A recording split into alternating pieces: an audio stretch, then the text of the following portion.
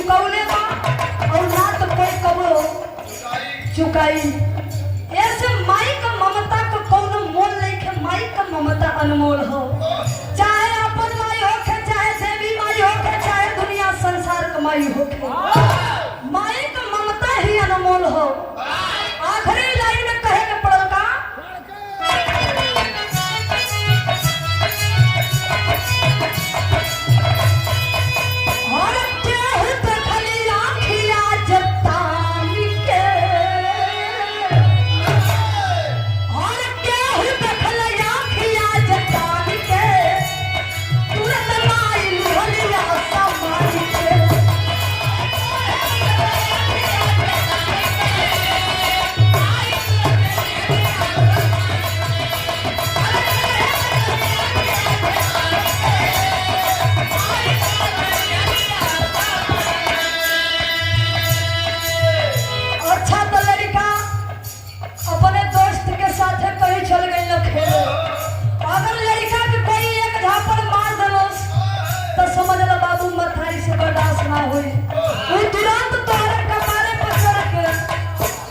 झगड़ा कर ली। हाँ यह होला माई का प्यार, माई का ममता, माई का दुलार।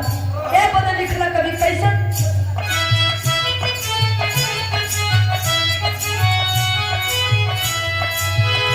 और प्यार रखली आँखिया जतान के,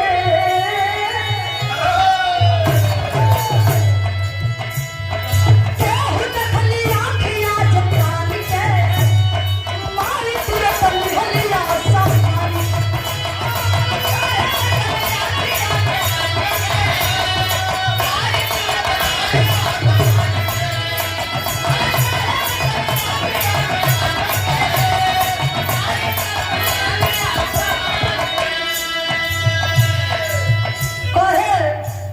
वैसन न कोई राखवा हरि बा,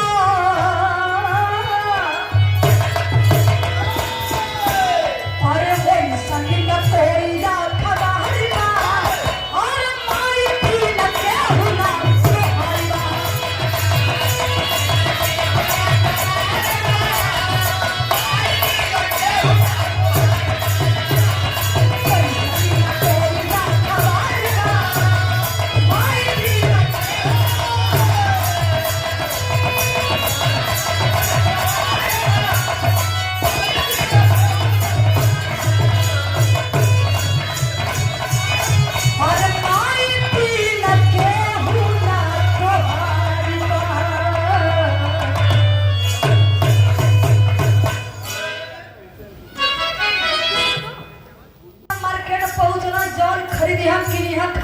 लेकिन बारम मतारी का बेटवा से प्रेम, मतारी यदि रिलेशन में जो है या मार्केट गई हम कुछ भी खरीदी हो या कुछ भी पहिया हो बाबू, माई सोची है कि ये चीजें हम बचा के लेके चलते अपने लड़का के खाए के। यही बदल कभी लिखना कैसा